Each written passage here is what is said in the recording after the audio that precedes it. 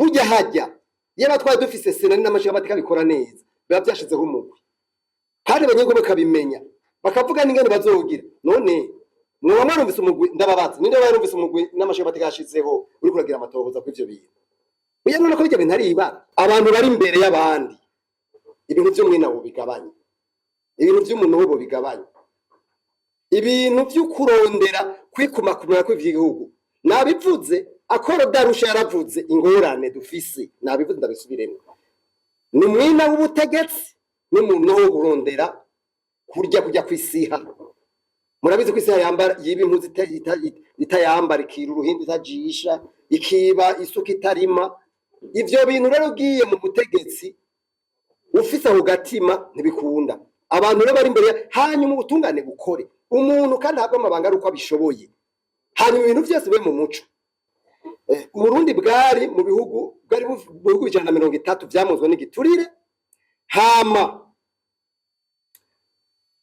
ubu uya buri mu bihugu indwi urumva ico gihe bwari bufise amanota 20 kwijana ubu bufise amanota 17 siko nabivuze gayero je nabivuze ko nyene ndavuga mu kijanye no muri Afrika ndavuga yuko Burundi bugira 50 bugira 48 mu 53 byagizwe mu matohoza nca ndavuga mbere n'ibihugu muri Afrika cyitwa ko biri imbere ndavuga Seychelles ko ari yitangura Botswana n'ibindi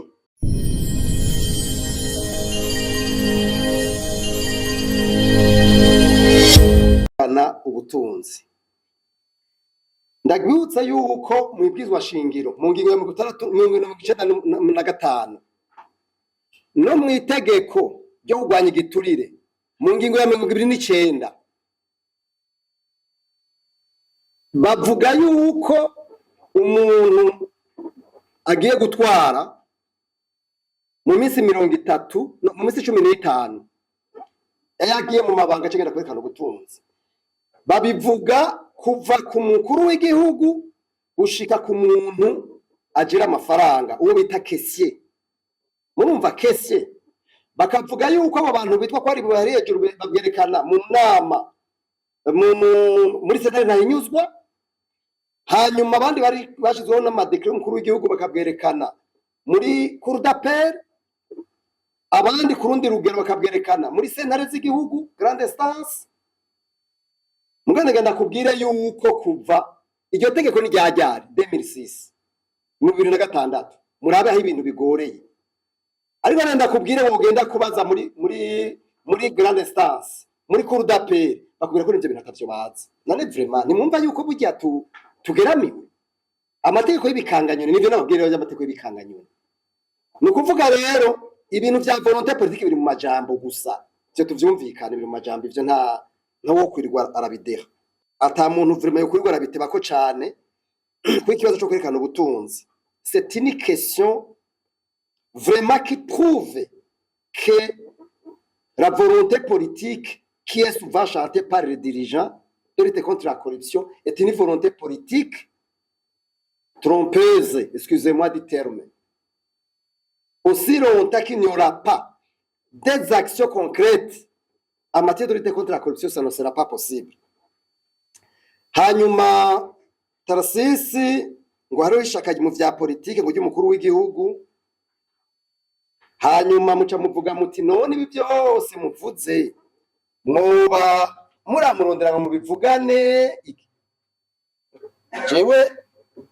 je ndamaze kubonana n'umukuru w'igihugu rimwe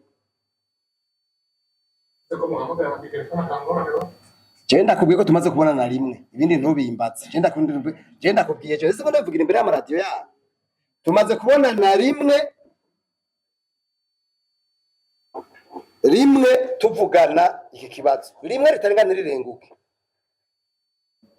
nabone je nasabye umubonano sinawuroshe tse byoroshe mugabo birumvikana umukuru w'igihugu abafise amabanga menshi rero naho twobonana burya igiturire kukigwanya nivyo umukuru w'igihugu gatanga intumbero muganda bakaro gasanzwe nababwiye amangajuma yagize itariki 27 mwese mwari muhari kuri Skepers.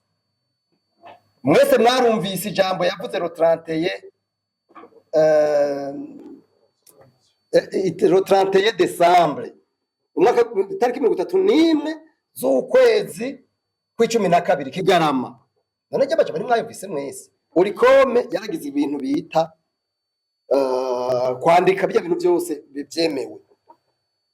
Muribuka ndabakarorero nka bya bindi yaha indwi zibiri umushikiranganje w'ubudandaji yuko ateza kuba yashizeho ibiciro by'ibintu bimwe. Na Ordonance yaragiyeho inyuma y'amezi nk'atatu. Nta n'ikintu kimwe kirimo iyo Ordonance kigejeje mu kija mu ngiro. None mwe mwumva burya tutari mu bibazo bikomeye. Rero ivyo kubona nyakubaho ciwe burya sico giha ego nivyo ni byiza ukamubwira amaso mu yandi mugabo ibintu by'igihugu biri ukurikizo yange ngo nakubwira yo mu bibashingira mu 39 niko twagomba kubifata.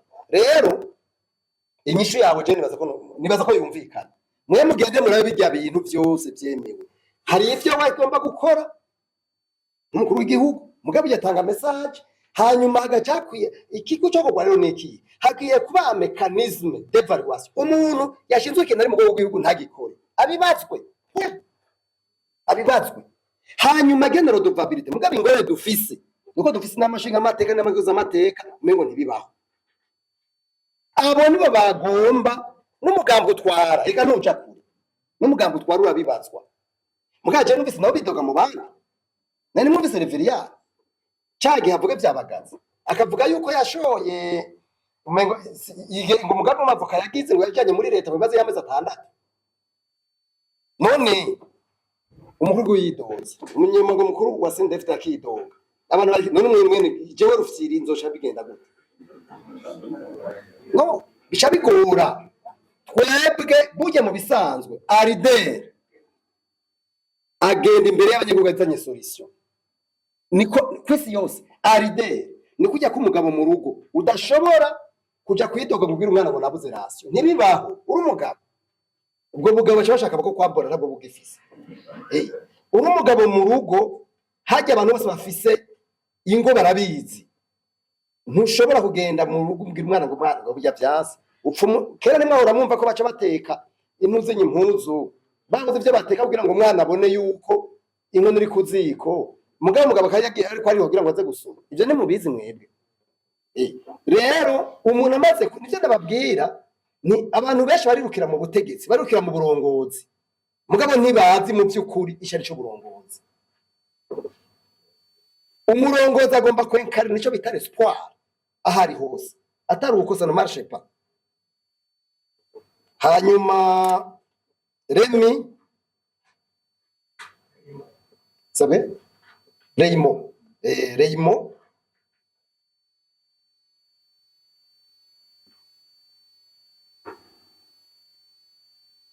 kibazo cyawe sinzi ko nacanditse neza.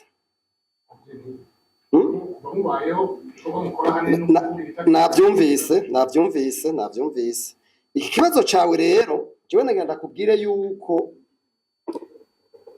nuko no kubaza ntimbega ko umenyesha amakuru mu byujejwe hariho ko igihugu kigira ico bita liberté d'expression kigira intuze nziza burya uraba neza uhavusanga mu no kubera wowe urafise uko ukora akazi kiwawe ntumenyesha amakuru urikomi kora akazi kayo nta urikomi inzego ziko zigakora akazi umuntu ari kintu bita ro système national de l'intégrité zizi kwico kintu mukiri ro système national de l'intégrité mu gihugu iyo piri yimwe inyuganyuga ro système yose ica imera gutya nico bita système national de l'intégrité. Iyo système national de l'intégrité rero yubatswe n'inzego hariho l'État exécutif, parlement, les partis politiques d'opposition, les médias, la société civile, les citoyens. Iyo hagize urwego rumwe mwizo nzego zose rutameze neza cyose bica bijyamo nibi rero nico kimwe urikome rero twe dukora akazi kacu ntudusabe ko uzagukora akazi atari kiwacu eka jewe nibaza ko inyishu yumvikana nibaza ko yumvikana kweli ugiye kunsaba hanyuma indundi wavuze ibibazo bitari bike mugabo oya ego wavuze ikintu kijanye n'ubutare nakivuze nacishuyeho gatoyi. Iki kibazo jewe novuga yuko nkuko nabivuze mfise ibibazo nk'ivi ku bindi bisata byose mfise ibibazo. Kwitega yuko ubutare buzotuzanira akunguko turikiri mu ibi bintu turimo, ivyo ni nko kurota duhagaze. Nage n'uvyitego no munsi aya ntibizokunda. Jewe ndamaze gukurikirana cyane nk'aya masosiyete abiri amaze kujaho, amwe bavuga ngo barashoye. Ntushobora kuviramo ubutare ucimba n'isuka, ntibishoboka. Ucimba n'igipa, ucimba nibikunda. Ico ni kimwe. Ikindi naco ningene abo bantu baronka amasoko bajya abantu ni bande. Jewe rero ndakeneye kumenya ujya muntu yitwa Toma n'ujya muntu yitwa Jean Baptiste, turakeneye kumenya bajya abantu ngene batowe murazabaza muri leta ngene batowe bajya abantu. Jewe nyine bizoca bibereka yuko ivyo bintu biri mu gipfungo. Ivyo nyine birakwiye. Hanyuma mwazanye ikibazo kijanye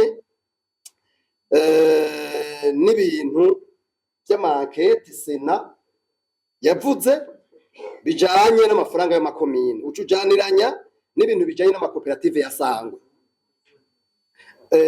Amakomine mugabo urumva biri mu makomine n'ahari by'amazone n'aryamazu yubatswe mu makomine mugabo ari amazone ari amazu y'amazone. Ibi bintu rero burya ni bimwe n'amasoko muri rusangi, nibazo by'amasoko muri rusangi biya nivyo jewe no kwishura none ndakabakarore. Ntumvise ministre de finance cyabivuzeho burya hajya yaba twari dufise Sena n'amashaka batika bikora neza biba byashizeho umugwi kandi abanyengo bakabimenya bakavuga n'ingene bazogira. None mwoba mwarumvise umugwi ndababaza ninde warumvise umugwi n'amashaka batika yashizeho uri kuragira amatohoza ku ivyo bintu burya none ko bijya bintu ari ibara. Voilà l'indicateur yerekana mu by'ukuri aho tugeze. Ibyo nibaza yuko jewe no garukiriza ngaho. Patrick Waso ati wo muri BBC ati ibintu nabivanze kuntu. Jewe nibaza ko parmi les missions d'un journaliste c'est l'esprit de synthèse. Tout journaliste doit avoir un esprit de synthèse. Jewe nibaza ko ivyo navuze wabonye namwe navyanditse. Mugabo je tukana nta irima ni musanga nihenze. Rero ivyo navuze nibaza ko ndabigusubiramo mu majambo atarenga 2 3. Wavuze uti Uburundi buhagaze hehe ku bintu bijanye no kugwanya corruption canke ingene buri classe par rapport ya rapport ya Transparency International. Umve ndakubwire ingene bimeze. Uburundi nabivuze ndabisubira uko nabivuze kugira mwumve ko ntihenze. Navuze mu Burundi muri 2005 bwari Uburundi bwari nariko ndahaye iminota 2 kuko ibiri ncamagarika kiretse mu mutanzo ruhusha. Uburundi bwari mu bihugu bwari mu bihugu 130 byamuzwe n'igiturire. Hama ubu uya buri mu bihugu 7. Urumva ico gihe bwari bufise amanota 20 kwijana, ubu bufise amanota 17. Siko nabivuze gaye je nabivuze ko nyene ndavuga mu kijanye no muri Afrika. Ndavuga yuko Burundi bugira 50 bugira 48 mu 53 byagizwe mu matohoza. Ndavuga mbere n'ibihugu muri Afrika cyitwa ko biri imbere. Ndavuga Seychelles ko ari yitangura, Botswana n'ibindi. Mugabe cyo ngeye ko ndakubwire wewe mu byo ntavuze. Wavuze uti mbega mu karere Uburundi bwa bumeze gute? Bwa bufise kibanze ki? Bufise kibanza cyanyuma. Nibaza ko bitomoye. Bufise kibanza cyanyuma mu karere. Sigaje umunota 1. Rero je nibaza yuko sinzi ko kirumvikana. Burundi est le dernier pays le plus corrompu dans la sous-région. Aha muri East Africa nibo bwanyuma. Ibindi nimubimbatse. Voilà, icokogwa rero nuko